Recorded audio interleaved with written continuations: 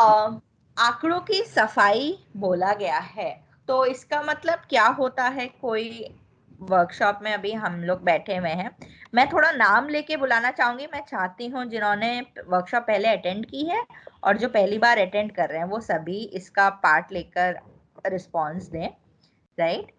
तो सुमन मैम, आपका नाम मुझे दिख रहा है। आप बताना चाहेंगे कि आप क्या समझते हैं आंकड़ों की सफाई शब्द से? जी मैम।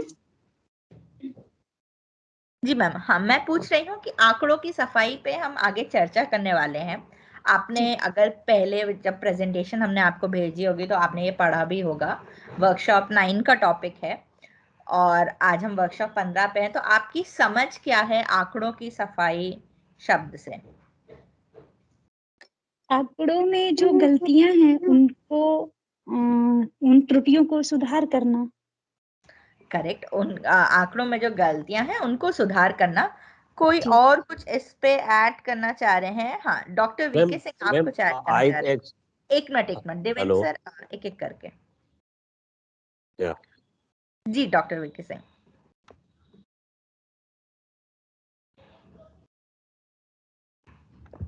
आप बोल सकते हैं, हम लोग सुन रहे हैं आपको।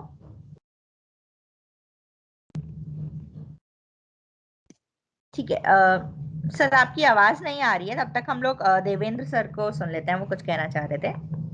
मैम मैं वो कह रहा सिर्फ था ये कि बोलना आवश्यकता हो चाहता उनको हूँ ऐड कि करना, जो जो जरूरी ना हो। आपका जो क्वेश्चन था ओके। वो था क्लीनिंग ऑफ डाटा ना।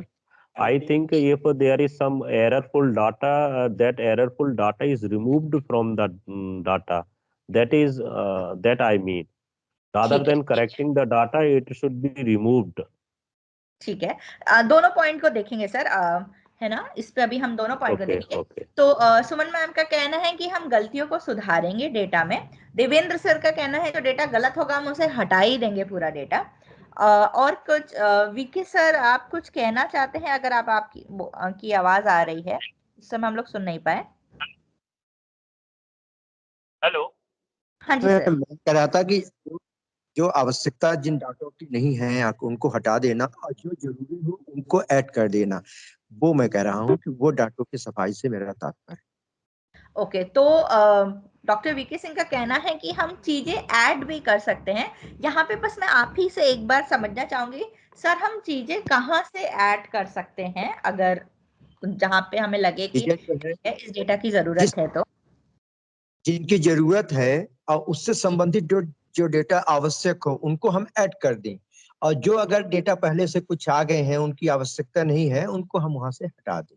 ये मेरा सोचना है इस समय। ठीक है, इस पॉइंट को थोड़ा सा मैं भी होल्ड रखूंगी क्योंकि मेरे इस पे बड़ा अच्छा सर ने थॉट डाला है कि असेसमेंट हो गया है, बच्चों से हमने सारा डेटा कलेक्ट कर लिया है। सर का कहना है कि हो सकता है हमने कुछ ऐसा डेटा कलेक्ट किया जो हमें रिक्वायर्ड ना हो, जिसकी हमें जरूरत नहीं थी, पर हमने कलेक्ट कर लिया है। सर का कहना है ऐसा डेटा हम हटा देंगे, जो कि पॉसिबल लगता है, राइट? कि हमें इसकी जरूरत नहीं है तो हम उसका कुछ यूज नहीं करेंगे। पर सर का कहना ये भी है जहां पे हमें लगे कि कुछ मिसिंग है और इसकी हमें नीड है तो हम उसको ऐड करेंगे। तो मेरा एक यहाँ पे थॉट आएगा, हम ऐड कहाँ से करेंगे? जब हमारा असेसमेंट हो चुका है, वो हमारे पास डेटा आ कहाँ से रहा होगा। तो सर अगर ये समझाना चाहे, राम बाबू सर आप भी कुछ कहना चाह रहे हैं इसी बात पे कि कुछ अलग पॉइंट है? यस यस मैम, हम रिकलेक्ट कर सकते हैं डाटा वापस भेजकर। ओके, रिकलेक्ट कर सकते हैं और डेटा वापस भेजकर। ठीक है, ठीक है, इस पॉइंट को भी हम लोग रखेंगे। थोड़ा सा आगे बढ़ते हैं। Ma'am this is Amit Gupta. जी जी सर, थोड़ा सा हम एक्चुअली लोग आगे बढ़ते हैं, ओके। है ना? फिर मैं आपके पास दोबारा आऊंगी। हम लोग थोड़ा सा दो चीजों का ध्यान रखेंगे, सबकी बातें भी सुन लें और थोड़ा समय को भी ध्यान में लेके चले, वरना डिस्कशन तो ये लंबा हमारा हो ही जाएगा, राइट? तो इसको ही बस थोड़ा सा ध्यान में लेके हम लोग बातें करेंगे आज। देखिए, आंकड़ों की सफाई करने के अलग अलग तरीके होते हैं, ठीक है? हमने सबने डिस्कस किया कि या तो हम गलत डेटा साफ कर रहे होंगे या तो हम गलत डेटा हटा रहे होंगे। जहां पे हमें जरूरत लगेगी हम वो डेटा वापस, या तो जैसे राम बाबू सर ने बोला रिकलेक्ट कर होंगे, वीके सिंह सर का पॉइंट था कि हम लोग क्या कहते हैं, हो सकता है वापस डेटा उसमें ऐड कर रहे हो। तो अलग अलग स्टेजेस पे की जाती है। एक तो हम स्कोरिंग से पहले करते हैं। स्कोरिंग शब्द को मैं दोबारा वापस लाऊंगी। तो स्कोरिंग का मतलब होता है बच्चों ने आंसर दिए हैं, पर जब तक एक टीचर या फिर कोई कंप्यूटर उसको मार्क नहीं करेगा सही और गलत में, तब तक हम उसको स्कोर नहीं दे पाते हैं, राइट।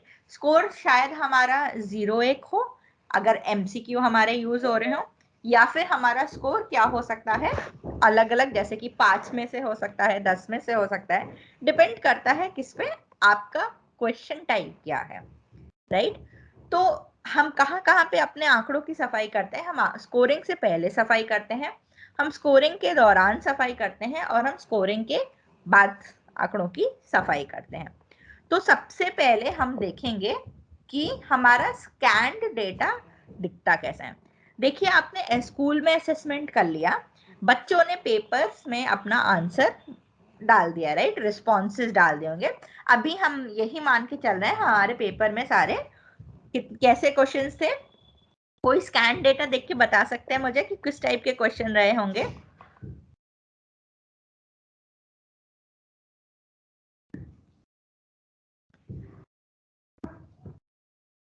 एमसीक्यू टाइप के क्वेश्चंस हैं में। ठीक है, एमसीक्यू टाइप के क्वेश्चंस है। किसी को ऐसा लगता है एमसीक्यू नहीं किसी और टाइप के क्वेश्चंस थे? कोई कंफ्यूजन? कैसे बताया सर ने कि ये सारे एमसीक्यू टाइप के क्वेश्चंस थे? ये एबीसीडी देख के लगा मुझे। ठीक है, एबीसीडी लेके लगा। किसी की और कोई दूसरी ओपिनियन है इस पे कि हम लोग सब अग्री करते हैं कि ये एमसीक्यू टाइप के क्वेश्चंस थे?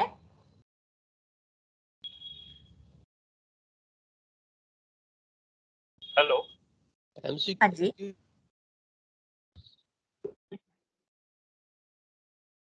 सॉरी, मैं आप लोग का नाम एमसीक्यू टाइप इसलिए। नहीं मैडम, एमसीक्यू टाइप ही है क्योंकि इसमें ऑप्शन भी दिए हुए हैं ना, A B C D question में। Correct correct. तो हम सब अग्री कर रहे हैं कि ये एमसीक्यू टाइप क्वेश्चंस का ही स्कैन्ड डेटा है। बच्चों ने मान लीजिए ओएमआर भरा था, ओएमआर की स्कैनिंग हुई और हमें इस तरीके का कुछ डेटा आया, जहाँ पे डाइस कोड था, यानी कि स्कूल का डाइस कोड, बच्चे का नाम था, उसकी क्लास थी, उनका कोडर कौन है उसका कोड था, रोल नंबर था, जेंडर था, मीडियम आईडी हमने कि कौन से हिंदी पेपर में दिया या इंग्लिश मीडियम का पेपर दिया, वो लिखा हुआ है। फिर हमने जंबल सेट भी पढ़े हैं कि पेपर के अलग अलग जंबल सेट बनाए जाते हैं। फिर हम प्रेजेंट एब्सेंट लिखते हैं, और फिर क्वेश्चन 1 से लेके क्वेश्चन 10 तक का हम यहाँ पे डेटा डालते हैं। और डेटा से हमें दिख रहा है कि एबीसीडी बीच बीच में 88 दिख रहा है। किस किस को यहाँ पे 88 कोडिंग याद है?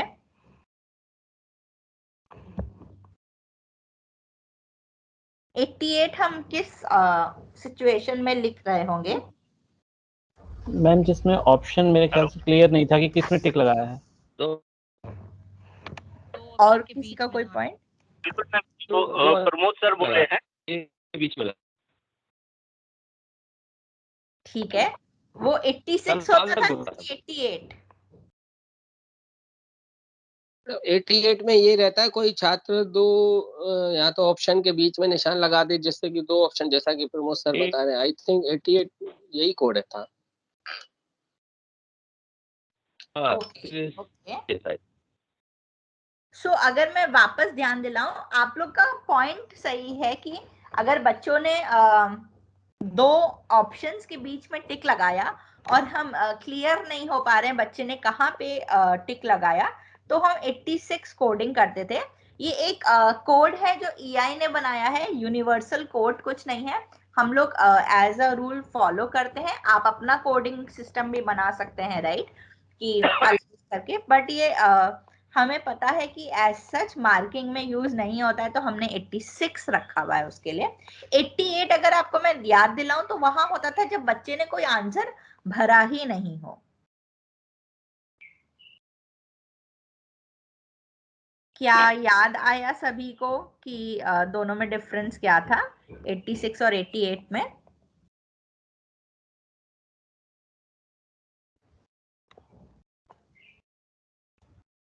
मैम याद जी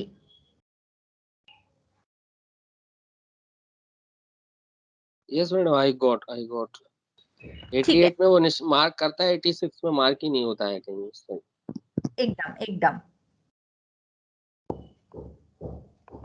हाँ, सो इसी तरीके से हमारे पास कुछ हमारा स्कैन्ड डेटा आता है जो इस तरीके से देता है। अब देखिए यहाँ पे कुछ आपको येलो कलर के हाइलाइट्स दिख रहे हैं। Yes ma'am. Yes madam. तो दिक्कत क्या है इन येलो हाइलाइट्स में? तो ये डेटा मिला नहीं है, कहीं ना कहीं अधूरा रह गया किसी कारणवश। हाँ, मुझे शंकर सर की ही आवाज आ रही है। अब हम थोड़ा सा मीनाक्षी मैम की भी आवाज सुन लेते हैं। मैम, इस येलो हाइलाइटेड डेटा में प्रॉब्लम क्या है? ये सारा डेटा जो है वो इन बच्चों का जैसे बस जो क्लास दिख रही है, किसी की क्लास नहीं है, किसी का जेंडर। जी मैम। इस तरह से ये वाला जो येलो वाला पार्ट है, ये जो डेटा मिसिंग है उसको डेटा मिसिंग है। ठीक है ठीक है। प्रमोद सर, अगर आप मुझे बताएंगे कि क्या बच्चे का जेंडर जानना हमारे लिए बहुत इम्पोर्टेंट है? यस मैम, कई केसेस में हमें जेंडर वाइज डाटा को अरेंज करना रहता है, तो इसलिए वो भी एक फैक्टर है। ठीक है ठीक है। अब मैं यहाँ पे कंडीशन लगा देती हूँ कि मुझे जेंडर वाइज डेटा से तो कोई मतलब ही नहीं है। मुझे तो जानना है बच्चों ने स्कोर क्या निकाला है, चाहे वो बॉयज में हो या गर्ल्स में हो। तो क्या यहाँ पे हमारे लिए इम्पोर्टेंट बनता है ये? तब नहीं रहेगा मैम। और क्या फिर ये जो रो है हमारी रोल नंबर 9 वाली, उस हिसाब से ये डेटा सही हो जाएगा? मैम उसके लिए तो आंसर मेरे पास नहीं है अभी, लेकिन ये जरूर कह सकता हूँ कि जो VK चौरसिया सर ने कहा था कि अगर हम किसी डेटा में बाद में कोई रिजल्ट ऐड करना चाहें तो ये चार्ट हमारे बाद में काम आ सकता है कि यदि हमसे बाद में मांग ही लिया गया कि जेंडर वाइज भी अगर आप बता पाएं कि क्या रिजल्ट रहा, तो शायद ये कॉलम काम में आ जाए।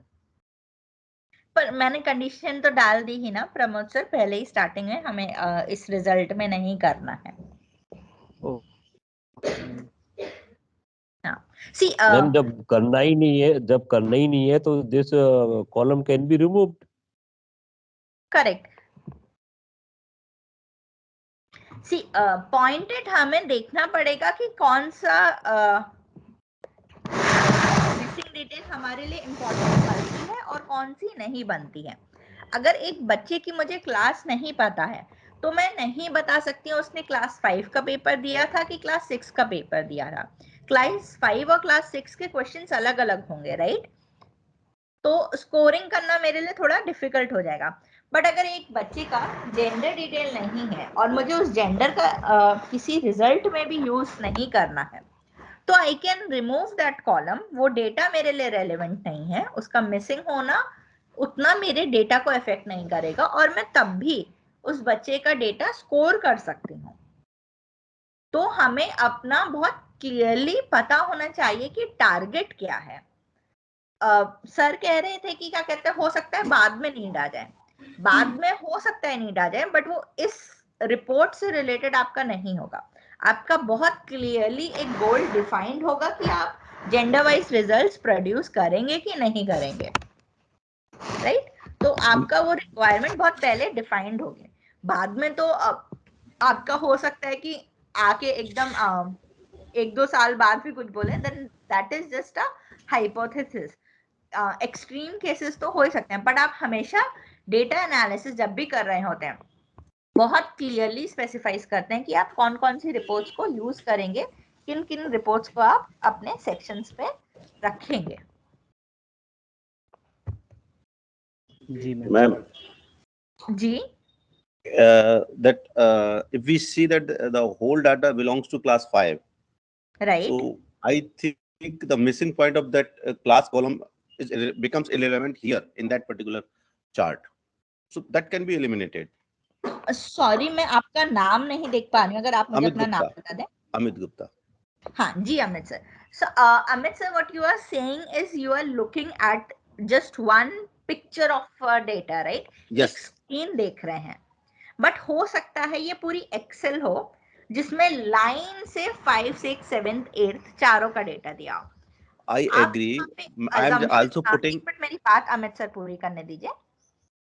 हाँ, मैं कह रही हूँ अगर आप अज्यूम करके चल रहे हैं कि इस रो पे, क्योंकि ऊपर 5 भी ग्रेड 5 है, नीचे 5 भी ग्रेड 5 है, तो मैं मान के चल सकती हूँ कि ये भी ग्रेड 5 होगा, या फिर मैं बोलूँ कि पूरा डेटा ही 5 का है।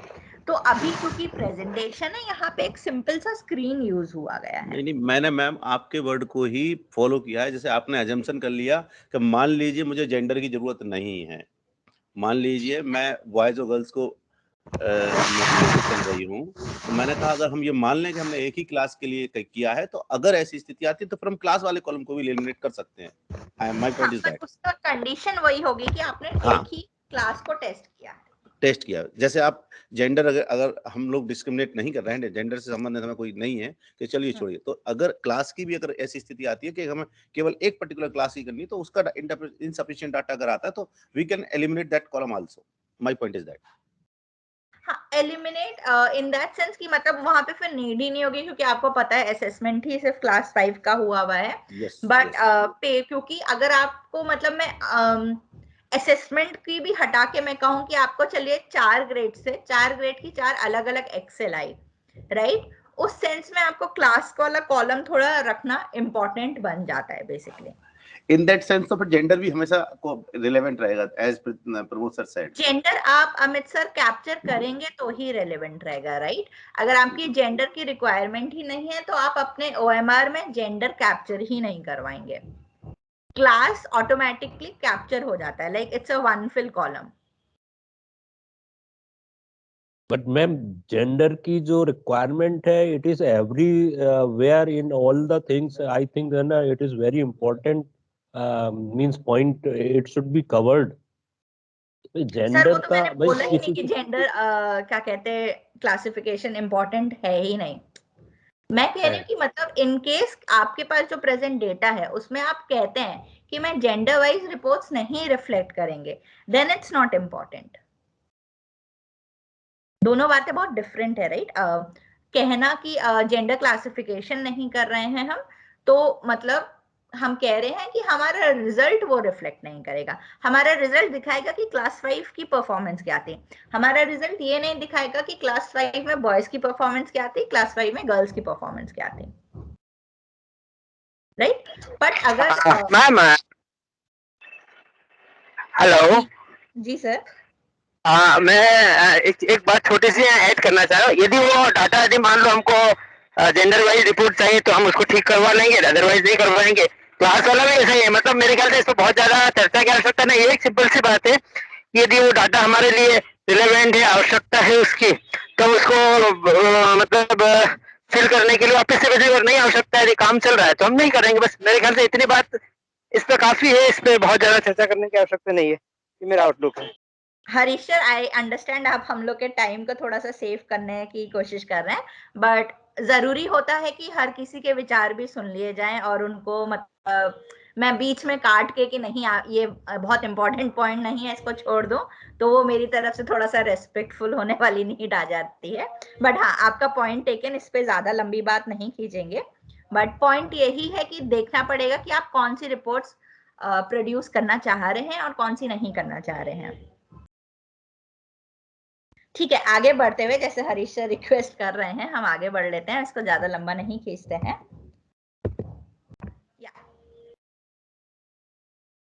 तो स्कोरिंग से पहले हमारे पास कुछ ऐसा स्कैन डेटा आता है। मतलब अभी तक हमने स्कोरिंग नहीं किया, हमें पता नहीं है क्वेश्चन 1 में इस बच्चे ने ऑप्शन सी लिखा है तो ये सही आंसर है, कि ऑप्शन डी लिखा है ये सही आंसर है। अभी हमने इसकी स्कोरिंग नहीं की है, पर इससे पहले ही हमें यहाँ पे इतने क्या दिख गए हैं, एरर्स दिखाई दे गए हैं अपने डेटा में। तो इसको करने के लिए हम बेसिकली अच्छे से इंश्योर करते हैं कि एनालिसिस करें, इससे पहले हम अपने डेटा को स्कोर करें। हम चेक करेंगे कि हमारे जो डेटा आया है उसमें कुछ मिस ना हो। जैसे कि हम चेक करते हैं पेपर सेट नंबर, क्या ये जानना जरूरी होता है? जंबल सेट नंबर, कोई जल्दी से मुझे बता दे पेपर जंबल सेट क्या होता है? पंकज सर आप बता देंगे मुझे प्लीज। मैडम कहने कह रही मैडम, जब वो कई 4 सेट रहते हैं मान के। सर 1 मिनट, मैं प्लीज आज थोड़ा सबकी आवाज से सुनना चाह रही हूँ। बिल्कुल बिल्कुल बिल्कुल। हाँ पंकज सर प्लीज आप मुझे जैसा बता दें जंबल पेपर सेट क्या होता है। I think ma'am Pankaj sir is not here. Hello hello hello, हूँगा भैया हूँ। Very good very good, carry on Pankaj sir. हाँ yes madam, please repeat your question. Pankaj sir मैं पूछ रही थी ये जंबल पेपर सेट क्या होता है। जंबल पेपर सेट वो होता है, पहले बोर्ड में एग्जाम में सेट पैटर्न आता था ABCD, और अभी भी कई कॉम्पिटिटिव एग्जाम्स में आता है। उसमें नंबर ऑफ क्वेश्चंस जो होते हैं वो एक ही सीक्वेंस में नहीं होते हैं हर एक सेट में। किसी में नंबर 1 से स्टार्ट होगा तो 20 अगले किसी सेट में वो नंबर 1 का जो क्वेश्चन है वो हो सकता है नंबर 21, नंबर 51 या नंबर 71 से स्टार्ट हो। करेक्ट करेक्ट, ठीक है। किसी भी नंबर से स्टार्ट हो। एकदम सटीक रूप में सही आंसर दे दिया है कि जो क्वेश्चन का नंबर पेपर सेट 1 में होगा, पेपर सेट 2 में वो कहीं ना कहीं पूरा शफल कर दिया जाएगा ताकि बच्चे आसानी से चीटिंग ना कर पाए। मेन पर्पस जंबल सेट का हम लोग ये रखते हैं। तो हमारे लिए जानना बहुत जरूरी हो सकता है कि बच्चे ने पेपर सेट 1 दिया था कि 2 दिया था, तो ताकि हम स्कोरिंग सही तरीके से कर पाए। हमारे लिए ये भी जानना बहुत जरूरी होता था कि बच्चे प्रेजेंट है कि एब्सेंट। अगर डेटा फिल नहीं हुआ है तो हमें वो कंफर्मेशन नीडेड होता है। कोई भी अगर ब्लैंक सेल है, जैसे यहाँ पे कई सारे हमारे बहुत सारे सेल्स येलो हाईलाइटेड में हमें ब्लैंक दिख रहे थे, हमें पता करना होता है यहाँ का डेटा इंपॉर्टेंट है हमारे लिए जानना कि नहीं है। उसी तरीके से जेंडर वो हो, क्या कहते हैं, जेंडर क्लासिफिकेशन हो, फिर अटेंडेंस ग्रेड हो, कोडर हो, इन सारी डिटेल्स में हम जितना मैक्सिमम फिल करवा सकते हैं हम वो करते हैं। तो सबसे पहले क्या होगा कि आप और मैं अगर बैठे हैं डेटा एनालिसिस करने के लिए, हमारे पास ये स्कैन्ड डेटा आएगा। आप और मैं सबसे पहले देखेंगे कि क्या मिस हुआ है डेटा स्कैनिंग के वक्त, और अगर कुछ मिस हुआ होगा तो हम इन अधूरे आंकड़ों को पूरा करने के लिए क्या करते हैं, वापस भेज देते हैं। हो सकता है हम स्कैनर को वापस भेजें कि जाइए OMR देख लीजिए सही से स्कैन नहीं हुआ है। हो सकता है हमारा कोई इवैल्यूएटर हो, उन्होंने भरा हो तो हम उनको वापस भेज देंगे। और फिर हम जितने भी बचे हुए आंकड़े हैं उनको पूरा करवा के दोबारा करते हैं। अब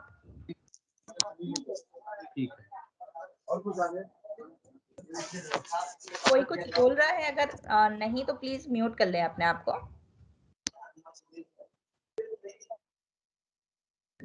प्रदीप, हाँ ठीक है, ठीक। सो ये हो गया स्कैन डेटा। स्कैन डेटा में हम वापस भेज देते हैं स्कैनर को। मैनुअल डेटा में हम होता है हमें थोड़ा सा और एक लेवल आगे जाना पड़ता है, ठीक है। अब मैनुअल डेटा क्या होता है, स्कैन डेटा आपने OMR भरा था बच्चों ने, उसको स्कैन करवा के दे दिया। कोई मुझे बता पाएगा कि मैनुअल डेटा क्या होता है? राजश्री मैम आप इस पे कुछ ऐड करना चाहेंगी? मैम मुझे लगता है कि मैनुअल डेटा वो होता है जो हमारे जो इवैल्यूएटर्स होते हैं, जो कॉपीज चेक करते हैं, वो जो मार्किंग करते हैं, दैट इज मैनुअल डेटा। वो स्कोरिंग मैनुअल डेटा में आ सकती है। जी जी जी मैम, एकदम मैनुअल डेटा मतलब किसी ने बैठ के सारा हमें एक एक्सेल में डेटा भर के दिया है। हो सकता है सिर्फ इतना ही काम किया हो कि आंसर, बच्चों की आंसर कॉपी जिसमें कि MCQ हो उसको उठा के एक्सेल में डाला हो, वो मैनुअल डेटा कहला सकता है। या फिर ये हो सकता है कि बच्चों ने FR किए हों, राइट, फ्री रिस्पॉन्स क्वेश्चंस भरे हों, उसको चेक करके उसको इवैल्यूएट करके कोड दिए गए हों। हम सब ने स्कोरिंग रूब्रिक के बारे में पढ़ा है, हम सब ने पढ़ा है कि कोड अलग अलग आंसर्स को दिए जाते हैं। वो वाली कोडिंग करके एक्सेल में डाल के हमें डेटा दिया हो, वो भी हो सकता है। तो मैनुअल डेटा हमने समझ आ रहा है कि 2 तरीका का होता है, बट सबसे ज्यादा मैनुअल डेटा में खतरा क्या है? मैम इसमें सब्जेक्टिविटी हो सकती है मैनुअल डेटा में। सपोज ये FR क्वेश्चंस में, ठीक है, there is a scope for subjectivity. ठीक है। तो मैम का कहना है कि FR क्वेश्चंस में सब्जेक्टिविटी हो सकती है। सब्जेक्टिविटी मतलब अब हो सकता है किसी को लगे कि ये 21 के लायक है, 21 कोड के लायक है, दूसरे को लगे नहीं ये 31 कोड के लायक है, राइट। तो वो थोड़ा सा जजमेंट इधर उधर हो सकता है, मेरा जजमेंट और मैम का जजमेंट शायद थोड़ा फर्क कर सकता है। मुझे अब किससे पूछूं मैं? जी देवेंद्र सर आप ही बता दीजिए। अब एक तो हो गया सब्जेक्टिविटी का रिस्क, दूसरा रिस्क क्या हो सकता है मैनुअल डेटा में? मैनुअल डेटा में दूसरा रिस्क ये हो सकता है कि डाटा फीडिंग करते समय कोई मिस्टेक हो जाए, बस यही लग रहा है मुझे। में डेटा को ट्रांसफर करने में एक्सेल से, जैसे कॉपी से एक्सेल पे ट्रांसफर कर रहे हैं, ट्रांसफर करने में कोई मिस्टेक हो जाए। एकदम एकदम परफेक्ट आंसर सर। सो दो तरीके के हमने पढ़े कि मैनुअल डेटा में गलतियां के क्या स्कोप्स हो सकते हैं। पहला तो यही है कि देखिए सब्जेक्टिविटी आ गई, एक को लगा कि ये कोड जाना चाहिए, दूसरे को लगा ये कोड जाना चाहिए, इससे क्या हो रहा है, बच्चे का स्कोर गड़बड़ हो रहा है। एक तो ये रिस्क आ सकता है।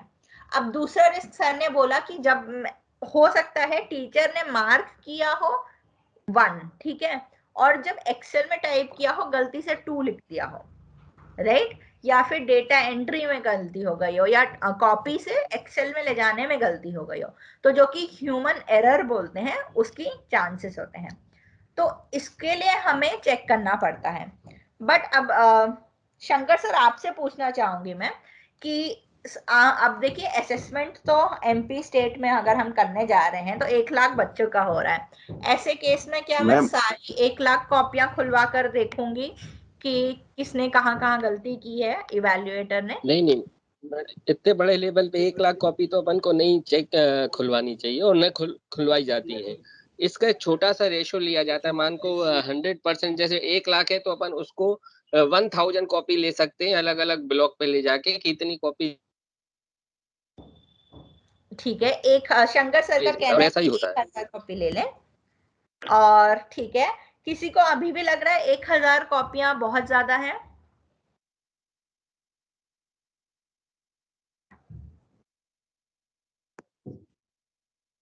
जी प्रदीप। 1 लाख पर 1000 बहुत ज्यादा तो नहीं है, वैसे इतना तो होना चाहिए।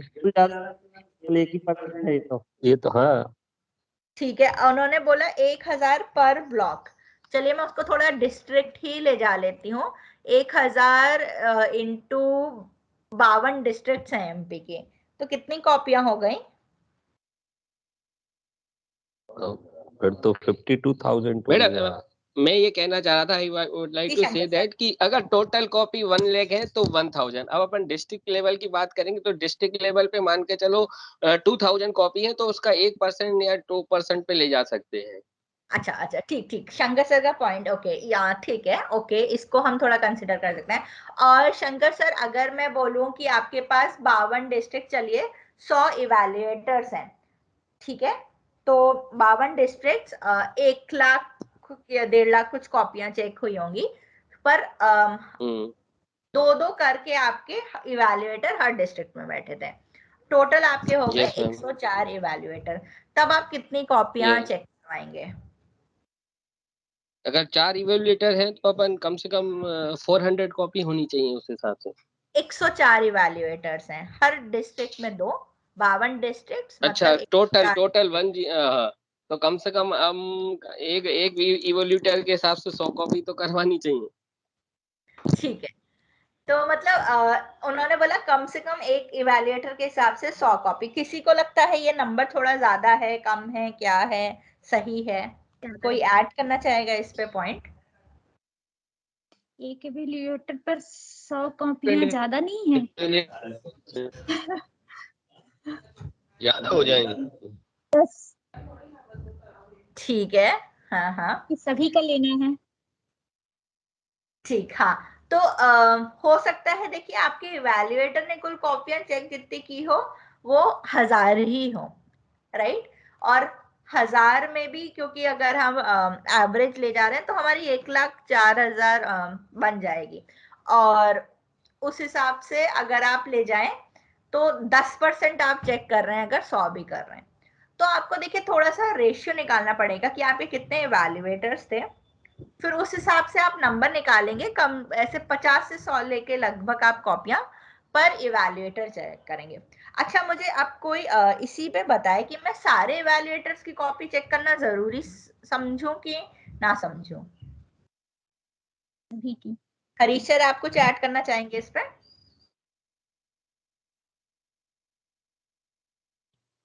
मैम मेरे ख्याल से रैंडमली कर लेना चाहिए। रैंडमली तो अगर मैं बोलूं 1 लाख कॉपियां कुल चेक हुई थी, मैं भूल जाऊं किस इवैल्यूएटर ने कौन सा चेक किया था, मैं रैंडमली कोई भी कॉपियां उठाऊं और उनको दोबारा से चेक करूं। मैंने ये पॉइंट सही समझा है कि गलत? एक इवेल्युएटर सिलेक्ट करें, फिर उस इवेल्युएटर की कम से कम 100 कॉपीज हम चेक करें और देखें कि उसमें लापरवाही तो नहीं हुई है। यदि हुई है तो हम उसे वापस से करवाएं, क्योंकि सारे इवेल्युएटर को का सैंपल चेक करना मेरे ख्याल से बहुत लेंदी हो जाएगा, हो ही नहीं पाएगा, है ना। अच्छा तो ठीक है, एक इवैल्यूएटर मैं थी, एक इवैल्यूएटर हरीश सर थे। हरीश सर ने अपना काम बहुत बढ़िया तरीके से किया, मैंने तो थोड़ा मक्कारी से किया, ऐसे ही गंदी स्कोरिंग की थी, जल्दी जल्दी में जो समझ आया कर दी थी। अब रैंडम सिलेक्शन में क्या हुआ, हरीश सर की कॉपियां ज्यादा गई, मेरी गई 1 कॉपी। हरीश सर का बढ़िया काम तो अप्रूव हो गया पूरा काम, मेरी कॉपी 1 गलती, तो हमें लगा कि अरे चले 1 ही कॉपी में गलती आई थी, तो क्या इससे हमारा नुकसान हो रहा है और मेरा जो स्कोरिंग मैंने गलत की थी बैठ के, मतलब इवैल्यूएशन गलत किया था, क्या वो दिख पा रहा है कि छुप जा रहा है?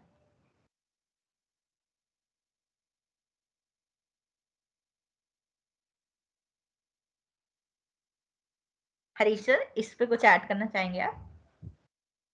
हाँ मैम, आप रिपीट मैं जो करेंगी कहना आपने? चाह रहा था ये कि यदि कोई इवेल्युएटर की हमने 100 कॉपीज ली और उसमें जैसा कि इस स्लाइड में पहले भी बताया था आपने कि 2% से ज्यादा एरर होती है, देन हम समझते हैं कि थोड़ा ये डाटा ठीक नहीं है, तो हमें उसे वापस से भेजना चाहिए। और यदि 2% से कम एरर्स हैं यदि उसके उसमें, देन हम उसकी कॉपियों को, मतलब उसके इवैल्यूएशन को ठीक मान के उसे डाटा को कैरी ऑन कर लेते हैं, आगे जाने देते हैं।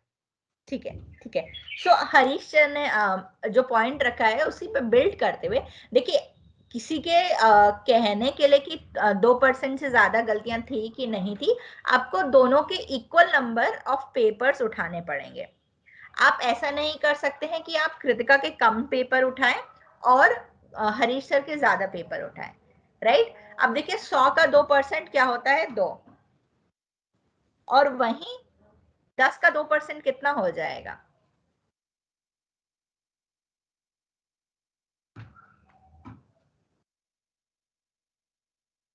Madam please repeat the sentence.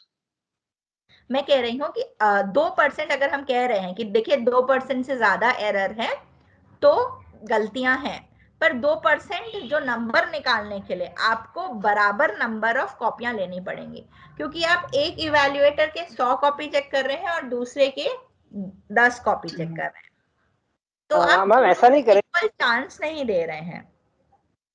Equally लेंगे मैम, इक्वली लेंगे, कम से कम 100 कॉपीज तो। यदि 2% एरर को ही हम 2% से ऊपर एरर को ही काउंटर कर पाए, 2% से कम को नहीं कर रहे, तो कम से कम 100 तो लेना ही पड़ेगी। यदि हम 5% एरर तक को यदि ठीक है मान रहे कि चलेगा, तो शायद हम थोड़ा डाटा को कम ज्यादा कर सकते हैं।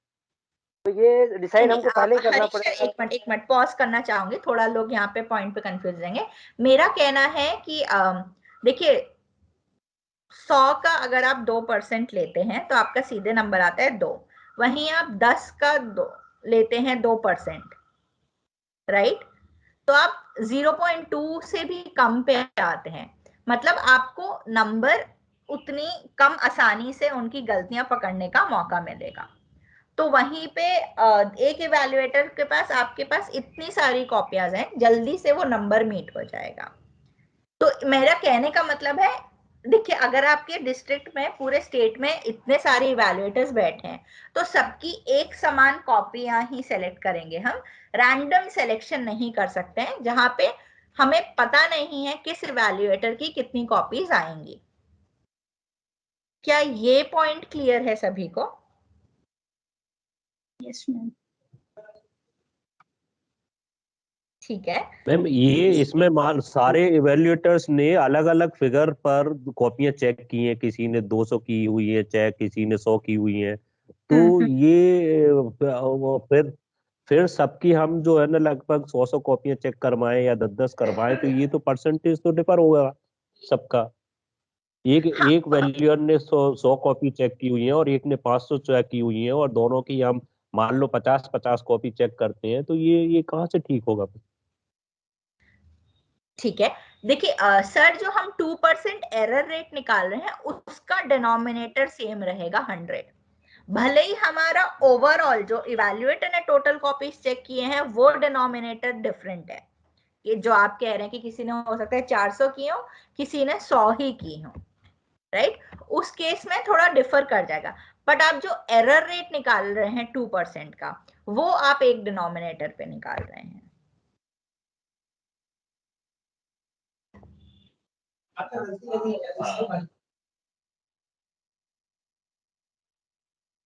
सर ये क्लियर हुआ ये वाला पॉइंट? या यस।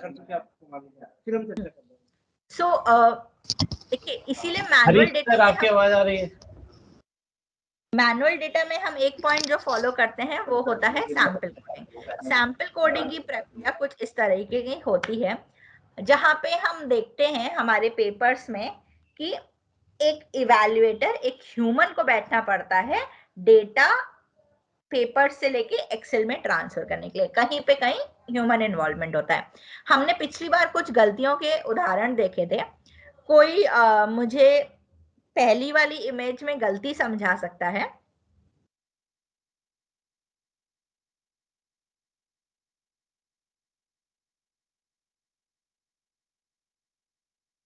मैडम, इस इमेज में बच्चे ने बी आंसर मार्क किया है और वैल्यूएटर ने जो है सी ऑप्शन लिखा हुआ है इसके अंदर।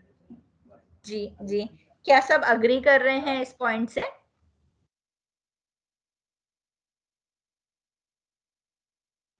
Yes, ma'am. I think madam is saying correct.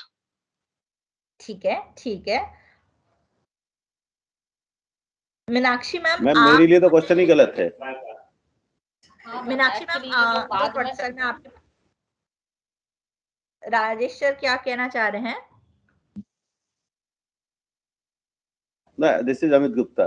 Ma'am, question ही गलत है। क्वेश्चन को अभी हम देख ही नहीं रहे हैं सर, पर वो मैं आपका पॉइंट भेज दूंगी। आप नहीं मैम पहले आई थी, जब पहली वाली वर्कशॉप हुई थी तो उसकी जब हमको वीडियो भेजे गए थे तो उसमें ये भी थी कि एरर इस प्रकार की भी हो सकती है कि भाई कोई क्वेश्चन भी गलत हो सकता है, पूछा गया गलत हो। सर सैंपल कोडिंग में वो पॉइंट नहीं था, वो लो परफॉर्मेंस चेक का पॉइंट था। आप दो अलग कॉन्सेप्ट्स मिला रहे हैं इस समय भी।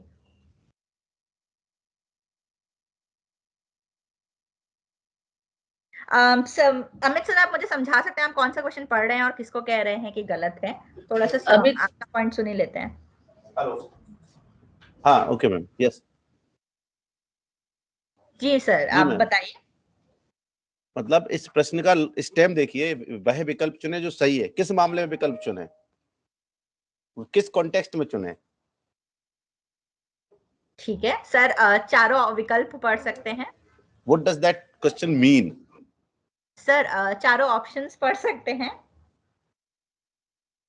जी, मैं कल आइसक्रीम खा लिया जाएगा, मैंने कल आइसक्रीम खाई थी, मैं आज आइसक्रीम खाया हूँ, मैं कल आइसक्रीम खा रहा हूँ। हाँ, सो सर ये चारों ऑप्शंस में क्या डिफरेंस है? मतलब क्यों, मतलब ये क्वेश्चन हमने क्वेश्चन स्टेम को लिखा है कि मैम सही ऑप्शन की बात नहीं कर रहा हूँ मैं, सही स्टेम मैम, ये की बात कर रहा हूँ। चारों ऑप्शन ही सही है मैम, ये चारों ऑप्शन ही सही है। अच्छा ठीक है। मैं एक काम करती हूँ, मैं लैंग्वेज एक्सपर्ट को किसी दिन इस सेशन पे बुला के ये डिस्कशन रखेंगे। टाइम को देखते हुए क्वेश्चन सही है। क्वेश्चन में लैंग्वेज के अकॉर्डिंग तो चारों ऑप्शन सही नहीं हो सकते। नहीं मैम, विकल्प में ठीक है, बी आंसर सही है, but my point is that यहाँ सर मैं आपका बस क्वेश्चन फटाफट एक लाइन में खत्म करती हूँ। जो यहाँ पे क्वेश्चन स्टेम रखा गया है वो इसलिए वेग रखा है कि ये बच्चे को डिसाइड करना है कि क्वेश्चन में सेंटेंस में क्या करना है, तो इसलिए हाँ। यदुवीर, क्या आप पीछे सभी को बोल सकते हैं? जब मैं वर्कशॉप ले रही हूँ प्लीज पीछे डिस्कशन ना करें, सामने से डिस्कस करें तो अच्छा रहेगा। हाँ कृतिका, 1 मिनट ना। मैम मैं एक क्वेश्चन पूछ सकता हूँ? जी सर। मैम जैसे हम लोग जब बात करते हैं त्रुटि का पता लगाने की, तो क्या ये जो ऑप्शन OMR शीट में भरे जाते हैं ये मूल्यांकन करता भरता है कि बच्चे द्वारा भरा जाएगा? सर डिपेंड करता है बच्चा किस ग्रेड का है। अगर छोटे ग्रेड का है तो हम कोशिश करते हैं मूल्यांकनकर्ता भरे, क्योंकि बच्चों में ज्यादा चांसेस हो सकते हैं छोटे ग्रेड्स में एरर आने की, और हायर ग्रेड्स में हम उनको थोड़ी सी 2-3 प्रैक्टिस देते हैं इंस्ट्रक्शन पेज पे, और फिर बोलते हैं कि आप लोग अब खुद भरेंगे। जी मैम, थैंक यू। जी, यहाँ पे डिस्कशन आगे बढ़ाते हुए क्वेश्चन सही है। हमने क्वेश्चन स्टेम में कोई क्लैरिफिकेशन इसलिए नहीं दिया है क्योंकि बच्चा ही डिसाइड करेगा कि एग्जैक्टली गलती कहाँ पे ऑब्जर्व करनी है। अगर मैं यहाँ पे लिख दूं कि वह विकल्प चुने जो भाषा के तौर पे या फिर जो टेंसेस के तौर पे सही है, तो उसको लिख के मैं क्लियरली आइडेंटिफाई कर देनी हूँ कि बच्चे को कहाँ पे कि टेंसेस या काल के भूतकाल भविष्यकाल इस पे देखकर सेंटेंस को एनालाइज करना है। नहीं, ऐसा नहीं है। और चारों ऑप्शन एकदम भी नहीं सही है। बाकी 3 ऑप्शंस में व्याकरण गलत है, टेंसेस ऐसे नहीं लिखाए जाते हैं। मैं कल आइसक्रीम खा लिया जाएगा इज अ रॉन्ग सेंटेंस। मैं आज आइसक्रीम खाया हूँ is also wrong way to say Hindi. और मैं कल आइसक्रीम खा रहा हूँ, खा रहा था होता है, तो ये गलत सेंटेंसेस हैं। इसको आगे बढ़ते हुए जैसे मैम ने हाईलाइट किया था, ऑप्शन बी पे टिक हो रखा है पर इवैल्यूएटर ने हमारे सी मार्क किया है, तो एक ये कुछ इस तरीके की गलतियां हमें सैंपल कोडिंग के दिखती हैं। खुशबू मैम, आप मुझे क्या कहते हैं प्लीज नेक्स्ट क्वेश्चन में बता सकती हैं कि क्यों एक ये गलतियों का एग्जाम्पल है?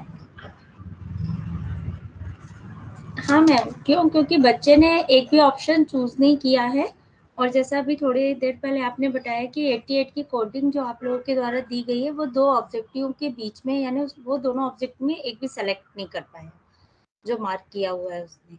तो विद्यार्थी और अध्यापक के बीच में उसने टिक लगाया, ना कि अध्यापक पे पर्टिकुलर।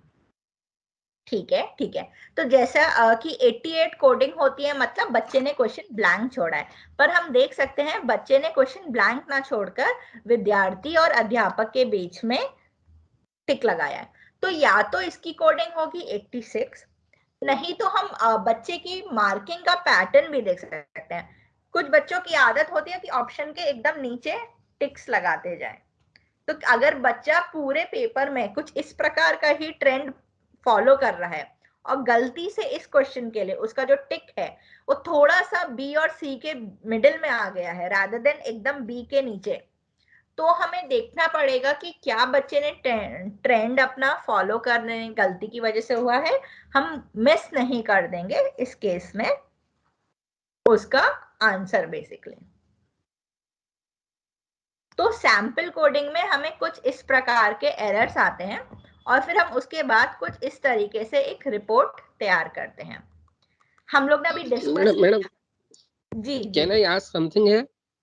हाँ, मैडम जो आपने 2 कोड बताए थे, 2 एरर कोड बताए थे, 86 और 88।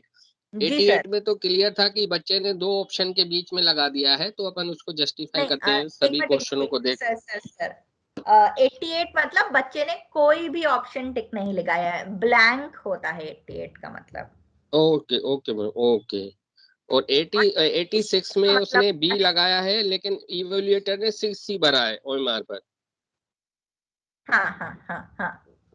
और मैडम देयर आर 2 कोड और है, 81 और 85। Can you explain? सी 81 में हम क्लियर नहीं रहते हैं कि बच्चे ने आंसर का लिख रहा था, ये FR में आता है कि क्या लिखा है, तो राइटिंग उसकी क्लियर नहीं है या फिर बच्चे ने कुछ लिखा है हम नहीं समझ पा रहे हैं कि बच्चा क्या लिखना चाह रहा था। राइट। तो ये FR का कोड रिस्पॉन्स होता है। और 85 में the answer is not relevant to the question. बच्चे ने कुछ ऐसा लिख दिया है जो क्वेश्चन के इर्द गिर्द ही नहीं था। तो ये एक FR के कोड्स हैं। आप लोग हमेशा ये कोड अपने बना सकते हैं, आपको जरूरी नहीं है कि यही कोड फॉलो करने हैं।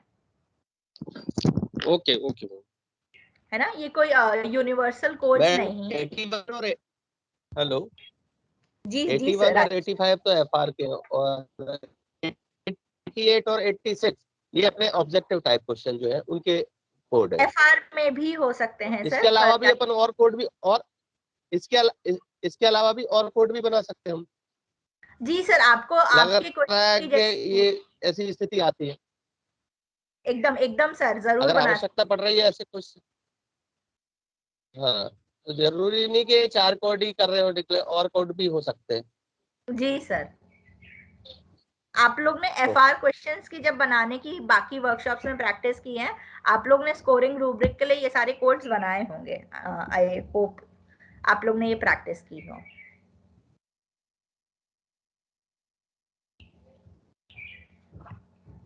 कई बार ऐसा रहता है मैडम, जो बच्चा टिक तो करता है लेकिन वो उसको रफ कर देता है, पेंसिल से जैसे टिक किया, और या 2 में 1 में क्रॉस कर देता, तो कई स्थितियां निर्मित हो सकती हैं फॉल्ट की। तो दोनों में टिक किए और 1 में गलत कर दिया, या तीनों में टिक कर दिया। मतलब आप उसका देखिए, सार तो यही निकल रहा है ना कि आप पहचान नहीं पा रहे हैं कि बच्चे ने किस ऑप्शन पे टिक लगाया है।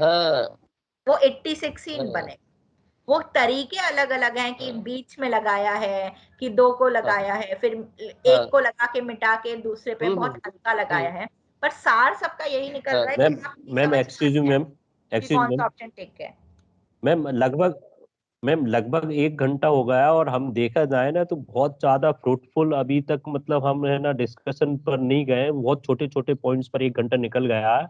तो ये मुझे बहुत फ्रूटफुल नहीं लग रहा है। तो I request you to please move forward so that we get some important means है ना discussion about this data analysis, because first time I am attending this workshop में।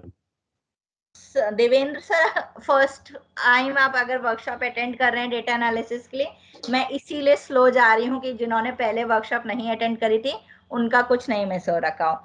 मतलब आई थिंक ये पॉइंट बाकी सब की तरफ से थोड़ा आना चाहिए था कि जो पहले ये वर्कशॉप अटेंड कर चुके हैं और उनको फ्रूटफुल नहीं लग रहा हो। क्या नहीं, पर ये तो सारे पार्टिसिपेंट्स इस पॉइंट से अगर उन्हें लग रहा है कि अभी तक कुछ हमने फ्रूटफुल नहीं डिस्कस किया है?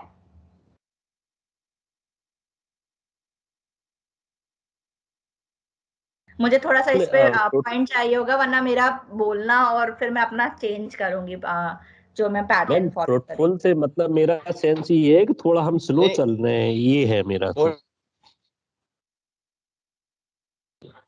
बाकी ये इंफॉर्मेशन तो बहुत अच्छी है कि भाई डाटा कोडिंग अगर नहीं होगी तो कोडिंग को तो बहुत जरूरी समझना है ना। बिना कोडिंग के कैसे फिर करता है एनालिसिस, कोडिंग भी जरूरी है। जी देवेंद्र, थोड़ा सा बियर करने के लिए रिक्वेस्ट करूंगी, थोड़ा स्लो ही चलेंगे, क्योंकि मेरे पास जो फीडबैक आया था उसमें सबने यही जाहिर किया था कि उन्होंने डेटा एनालिसिस समझ नहीं आया है। तो इसको ध्यान रखते हुए मैं थोड़ा स्लो नहीं चल रही ठीक है मिस, तो फिर और पूरा बार-बार जी जी कंफर्म जी कर रही हूँ कि आप सबको समझ आ गया हो। या तो आप लोग मुझे फटाफट रिस्पांस दे दीजिए कि समझ आ गया, तो मैं फटाफट आगे बढ़ती जाऊंगी, है ना। पर वर्कशॉप का थोड़ा एजेंडा ही वैसा है कि हमें चीजें समझते हुए चलना चाहिए पड़ेगा और लोगों की बातें सुनते हुए भी चलना पड़ेगा। Kritika, I hope you are following agenda, right? अभी तक तो हम एजेंडा के हिसाब से चल रहे हैं ना? एकदम, we are sticking to our agenda. हाँ, तो बस फिर I don't see any point of, वो हम बाद में बात कर लेंगे। Devendra sir, I will connect with you, I will try to understand कि कैसे और फ्रूटफुल कर सकते हैं। इस कॉल के बाद we will connect and see how we can make it better. ठीक है कृतिका, आप चलिए। हाँ ठीक है। हेलो हेलो जी प्रदीप सर, अगर आप कुछ बोल रहे हैं। मैं संतोष सर से एजेंडा जानना चाह रहा था मैडम।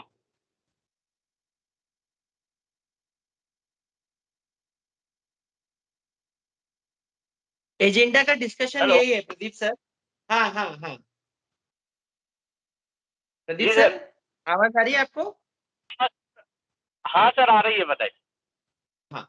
तो एजेंडा जो डिसाइड किया था, हमने यही डिसाइड किया था कि पहले हम रिकैप करेंगे और रिकैप करने के बाद हम डिस्क्रिमिनेशन पे बात करेंगे। तो रिकैप में अगर कहीं समय लग रहा है so will try to cover it, ऐसा ना हो कि हम रिकैप भी करें और वो जो नए लोग हैं उन तक ना पहुंच पाए। जी जी जी सर। चलिए, ओके सर। ठीक है। सैंपल कोडिंग की रिपोर्ट आप लोग ने पिछली बार भी देखी होगी, कुछ इस प्रकार लगती हुई है। तो इसमें आप लोग को याद है कि हम बेसिकली मैच करते हैं कि कितने क्वेश्चन चेक किए थे, पर क्वेश्चन हमें कितने एरर मिले, और उसके हिसाब से हम परसेंटेजेस निकाल लेते हैं एरर की। जहां पर भी परसेंटेज एरर आता है 2% से ज्यादा, तो उसको हम वापस कोडिंग के लिए भेजते हैं ताकि हमारा डेटा पूरा करेक्ट हो सकते हैं। अच्छा, मुझे कोई बता पाएगा कि हम लोग 85 और 86 एरर को क्यों नहीं काउंट करते हैं मिसमैचेस में?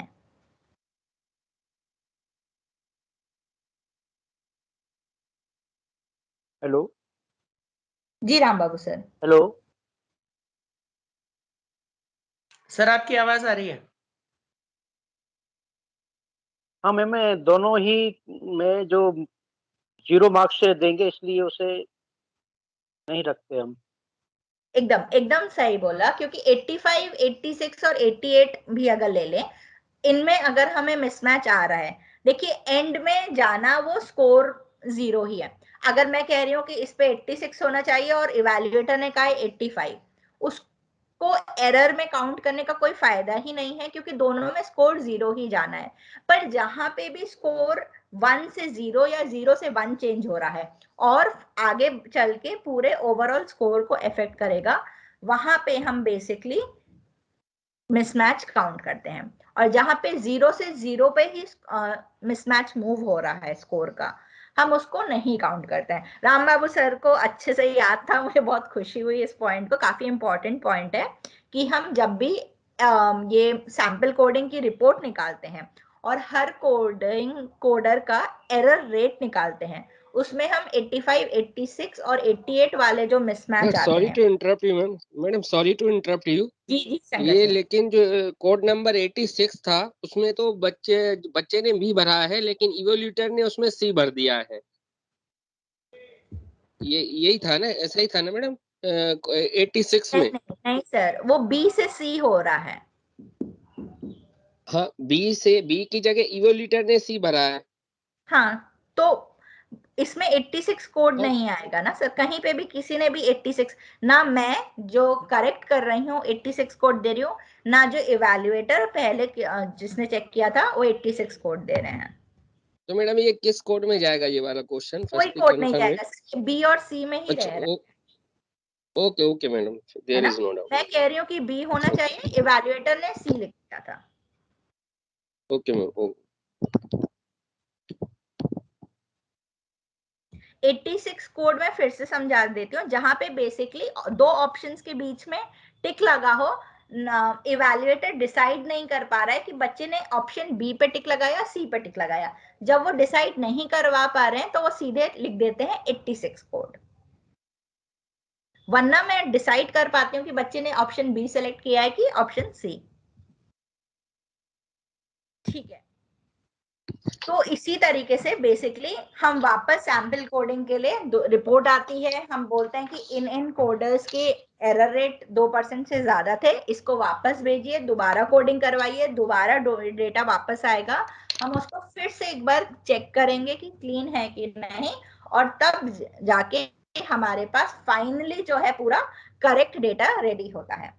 तो हमने स्कैन डेटा क्लीन किया, हमने मैनुअल डेटा क्लीन किया, हमने सैंपल कोडिंग की, और फाइनली जाके हमारे पास जो कंप्लीटली क्लीन डेटा होता है, राइट।